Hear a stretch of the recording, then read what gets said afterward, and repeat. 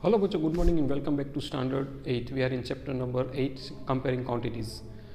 और 8.1 exercise complete करने के बाद आज मैं आपको वीडियो भेज रहा हूँ 8.2 एक्सरसाइज का। 8.2 एक्सरसाइज में बेसिकली हमें कॉस्ट प्राइस, सेलिंग प्राइस कैसे फाइंड करना है, प्रॉफिट परसेंटेज क्या है, प्रॉफिट परसेंटेज में से कैसे प्रॉफिट निकालना है, इंक्रीमेंट या कोई सैलरी इंक्रीज हो रही है तो ओरिजिनल सैलरी क्या है, ऐसी चीज़ें को फाइंड करना है। जैसे जैसे मैं आपको समझाऊंगा आपको पता चल जाएगा। तो 8.2 एक्सरसाइज से आज मैं क्वेश्चन नंबर 1 और क्वेश्चन नंबर 4 के सॉल्व्ड सम्स के वीडियोस आपको भेज रहा हूँ। बच्चों इस वीडियो को बहुत अच्छी तरह से समझना क्योंकि बहुत इंपॉर्टेंट सम्स है ये। पहला जो सम है क्वेश्चन नंबर 1, इसमें ऐसा है कि कोई एक आदमी की जो सैलरी इंक्रीज हो रही है 10% से, ओके 10% से, और जो 10% इंक्रीज हो गई उसके बाद उसकी सैलरी है 1,54,000। तो हमें ओरिजिनल सैलरी उसकी क्या थी वो मुझे फाइंड करना है। तो we have to find out his original salary. ठीक है, तो 10% रेट ऑफ इंटरेस्ट मतलब रेट ऑफ इंक्रीमेंट दिया है और इंक्रीज्ड सैलरी दी है कि इंक्रीज हो गई 10%, इसके बाद उसकी सैलरी है 154। तो ओरिजिनल सैलरी कैसे मैं ढूंढूं? तो आइए हम समझते हैं कि किस तरह से इसको ढूंढना है। सबसे पहले बच्चों आपको अगर ये ढूंढना है तो मुझे पता नहीं है ओरिजिनल सैलरी क्या है, तो मैं 100 एज्यूम करूंगा। Let the salary be ₹100। अब 10% इंक्रीज इन सैलरी है, तो अगर मैं 100 का 10% निकालूँ तो 10 रुपीज़ होता है, वो मैं ऐड कर दूंगा तो मेरी इंक्रीज सैलरी होगी 110 रुपीज़। अब मैं क्या करूंगा, दो अलग अलग कॉलम बनाऊंगा और क्रॉस मल्टीप्लिकेशन से उसको सॉल्व करूंगा, original salary and increased salary. जब मैंने 100 एज्यूम किया था ₹100 ओरिजिनल सैलरी, तब मेरी इंक्रीज सैलरी थी 110 रुपीज़, क्योंकि रेट ऑफ इंक्रीमेंट है 10%, वो क्वेश्चन में ही दिया है। जब मेरी इंक्रीज्ड सैलरी 1,54,000 है तो ओरिजिनल सैलरी क्या होगी?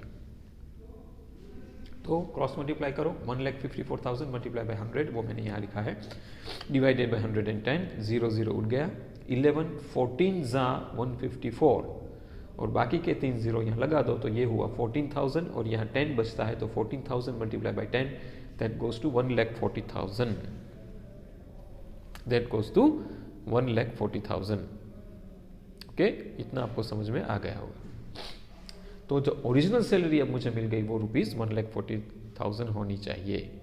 और आप वैसे इसको रिवर्स करें, 1,40,000 का 10% निकाल दीजिए तो आपको 1,14,000 का 10% निकालिए तो क्या होगा, 14,000 आपको मिल जाएगा। वो आप इसमें ऐड करोगे ओरिजिनल सैलरी में तो 154 आंसर आ जाएगा। तो you can check also whether your answer is correct और नॉट। अब अनदर सम, दूसरा सम है एक कॉस्ट प्राइस, कोई एक आर्टिकल की, कोई एक चीज़ की कॉस्ट प्राइस थी 15,500। अब वो आर्टिकल पुराना लिया था, उसको रिपेयर करवाया। जब कोई रिपेयर करवाया तो उसका खर्च लगा उसको 450।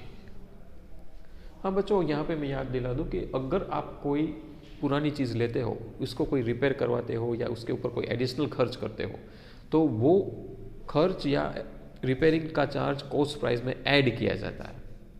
दैट मीन्स कि वही आपकी सही कॉस्ट प्राइस है।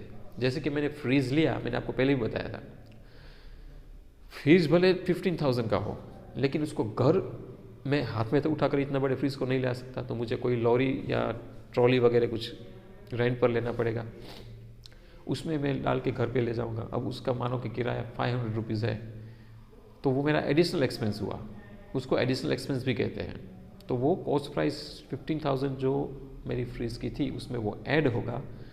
तो फ्रीज का कॉस्ट एक्चुअली मुझे 15,000 में नहीं, भले दुकान वाले ने मुझे 15,000 लिया लेकिन लॉरी वाला ने मुझे 500 चार्ज किया, तो वो घर आने के लिए ही मैंने चार्ज किया था, इसलिए 15,500 will be the real cost price of that fridge. तो यहाँ पे मैंने भले आर्टिकल 15,500 में लिया हो लेकिन 450 उसका रिपेयरिंग का चार्ज है जो वो कॉस्ट प्राइस में ऐड हो जाएगा। इसको एडिशनल एक्सपेंस कहते हैं। एडिशनल एक्सपेंस हमेशा कॉस्ट प्राइस में ऐड करो। तो यहाँ पे मैंने ऐड किया तो हुआ 15,950। अब जो एडिशनल एक्सपेंस जब आप ऐड करते हो ना और जो प्राइस मिलती है उसको नेट प्राइस कहते हैं।